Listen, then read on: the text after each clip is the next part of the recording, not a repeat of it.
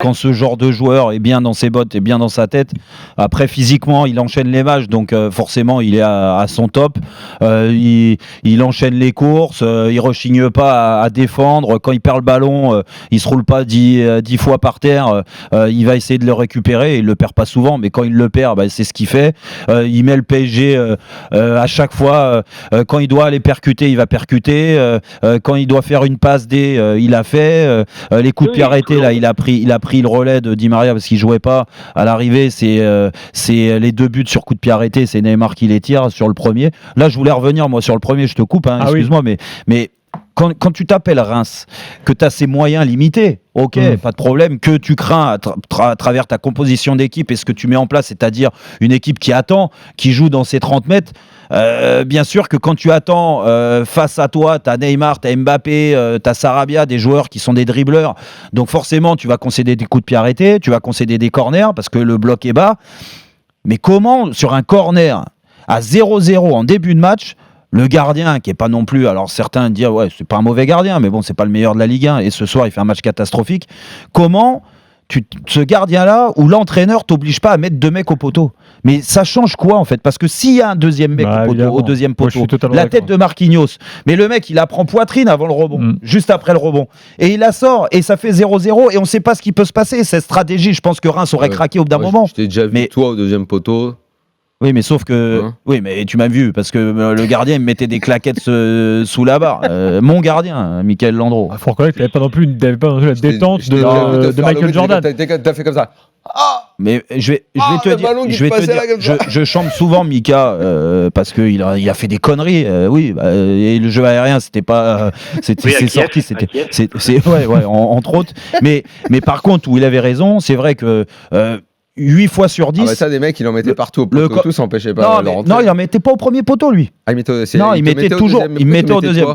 Bon, parce que j'avais pas trop envie d'aller au duel de la tête. Valait mieux que je reste un petit peu en retrait. Et franchement, il avait raison, parce qu'à chaque fois qu'il y avait une déviation d'un joueur offensif, elle venait en général sur moi.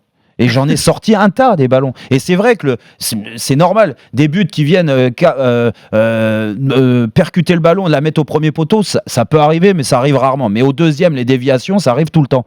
Comment les entraîneurs de gardiens, aujourd'hui, tu as même un entraîneur de gardien, plus le gardien, et les mecs, ils te disent, non, moi, je suis assez costaud sur la ligne. Moi, je prends tout le but. Hein.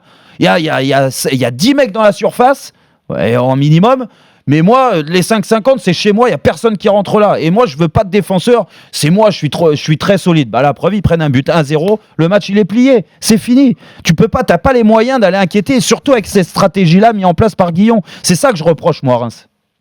Ça les empêche pas de proposer autre chose aussi après le but encaissé. Tu peux aussi avoir une réaction. Oui, mais c'est très très timide. Oui, je te rejoins entièrement. Oui. Non, mais je suis d'accord avec toi. Sauf que quand ta stratégie est de Guillaume, moi, c'est ce que je lui reproche, c'est de refuser le jeu. Ok, d'accord. Peut-être qu'il se dit, écoute, c'est la meilleure défense d'Europe. Hein. Je vais mettre au coup d'envoi. J'ai entendu ça répéter au moins 1000 fois. C'est la meilleure défense d'Europe. Non, mais là, par exemple, je veux dire, dans les conneries qu'on entend régulièrement, on le positionne où au classement?